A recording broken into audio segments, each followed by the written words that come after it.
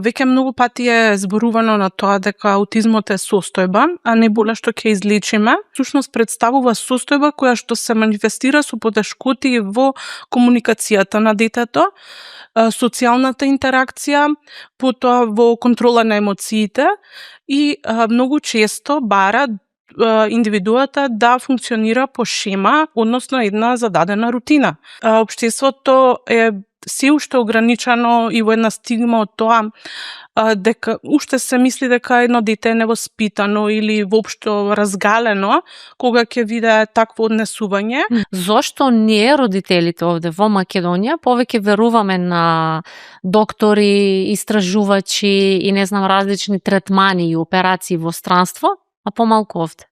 Комерцијализираниот пристап на она што од надвор, она што од странство, подобрата вмреженост на родителите затоа што делат совети, како поминале, што добиле, кај нас можностите се многу помали, професионалците се помалку на број и понекогаш не може ни да се стигне во одреден временски период, не може еден или двајца или тројца да го покриваат цела држава, да. За жал, да. Кој е првиот чекор што треба да се направи? Прифаќањето. Аутистично дете не значи дека е дете кој што има помала вредност.